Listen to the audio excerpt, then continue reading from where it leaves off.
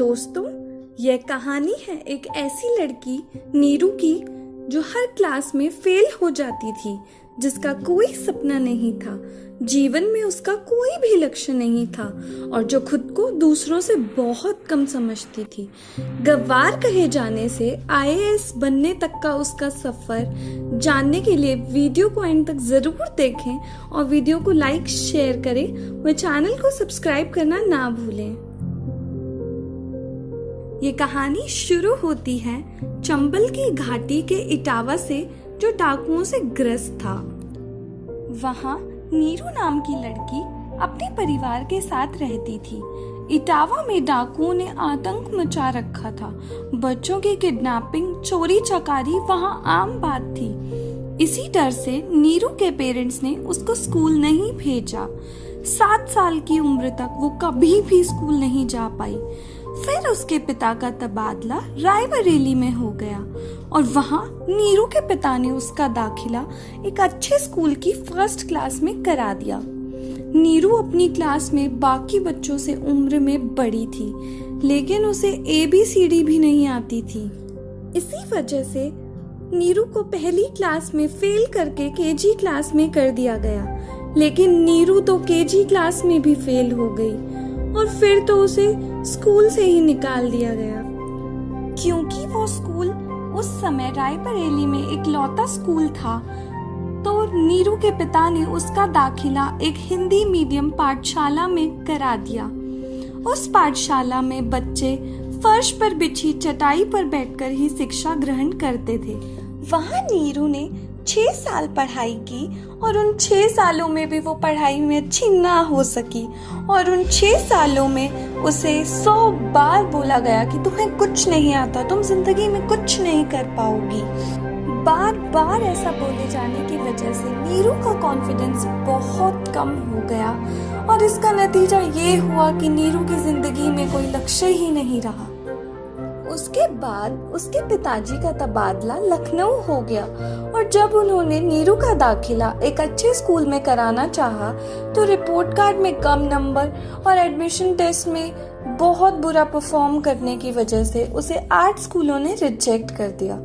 लेकिन कुछ अच्छा हुआ, एक अच्छे स्कूल ने एडमिशन टेस्ट बंद कर दिया था और वो मिड सेशन स्टूडेंट्स को एडमिशन दे रहे थे, जिसके चलते नीरू का एडमिशन एक अच्छे खासे इंग्लिश मीडियम स्कूल में 7वीं कक्षा में हो गया।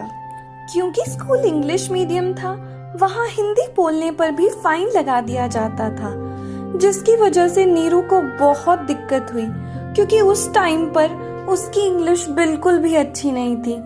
वो वाटर को वाटर, पार्क को पार्क और स्कूल को स्कूल बोलती थी और इस वजह से बाकी सारे बच्चे उसका बहुत मजाक उड़ाते थे। इसके चलते नीरू ने बोलना ही बंद कर दिया। वह गुमसुम रहने लगी। अगर वो किसी लड़की से बात करने की भी कोशिश करती तो वो उन्हें HMT बुलाती। इस वजह से नीरू का कोई भी दोस्त नहीं था स्कूल में। वो बहुत अकेला महसूस करने लगी और जब बाद में नीरू को पता चला कि HMT का मतलब हिंदी मीडियम टाइप्स होता है तो उसे बहुत बुरा लगा। वो कुछ साल उसके लिए बहुत कठिन रहे। वो हर क्लास में 1 या 2 सब्जेक्ट में फेल हो जाती थी। अभी भी उसकी जिंदगी में कोई लक्ष्य नहीं था, क्योंकि उसे लगता था कि वो जिंदगी में कुछ भी नहीं कर पाएगी। लेकिन फिर कुछ ऐसा हुआ कि उसकी जिंदगी ही बदल गई। जानने के लिए वीडियो को एंड तक जरूर देखें। कुछ महीनों बाद प्रधानमंत्री लखनऊ का दौरा करने आने वाले थे और जिस दिन वो आए, उनके स्कूल की सारी लड़कियां सड़क के दोनों किनारे हाथ में फूल लेकर उनका स्वागत के लिए खड़ी थी। नीरू ने जब प्रधानमंत्री के काफिले में शुमार लाल बत्ती वाली गाड़ियां देखी तो वो बहुत प्रभावित हुई और वो उन गाड़ियों को एकटक निहारती रही। इतने में प्रधानमंत्री की गाड़ी नीरू के सामने आके रुकी। नीरू ने आगे बढ़कर उन्हें गुलाब का फूल पकड़ा दिया और जब प्रधानमंत्री ने उसके सर पे हाथ रख के पूछा कि तुम क्या बनना चाहती हो, तो उसने बड़ी मासूमियत से जवाब दिया कि मैं आपकी जैसी बनना चाहती हूँ। इस पर प्रधानमंत्री हल्का मुस्कुराते हुए अपनी गाड़ी में बैठकर चली गई। लेकिन नीरू के स्कूल की लड़कियां ये जवाब सुनकर बहुत जोर जोर से हंसने लगी और उसका बहुत मजाक उड़ाने लगी। ये देखकर नीरू को बहुत बुरा लगा और उसकी आंखें भर आई। उसे बहुत गुस्सा आया। एक दिन नीरू के कजिन ने उसको यूएस से एक पोस्ट कार्ड भेजा जिसमें हाईवे पे बहुत सारी गाड़ियां चल रही थी और नीरू उन गाड़ियों को देखकर सोचने लगी कि काश मैं भी इनमें से कोई एक गाड़ी चला रही होती।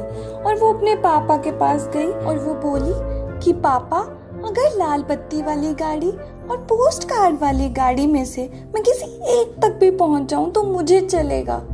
तो उसके पापा ने बोला कि अगर तुम दोनों तक पहुंच जाओ तो इस पर नीरू ने बड़ी हैरानी से पूछा, वो कैसे? तो नीरू के पापा ने उसे आईएएस एग्जाम के बारे में बताया और वहीं से नीरू ने ठान लिया कि वो अगर कोई एग्जाम देगी तो वो है आईएएस का एग्जाम।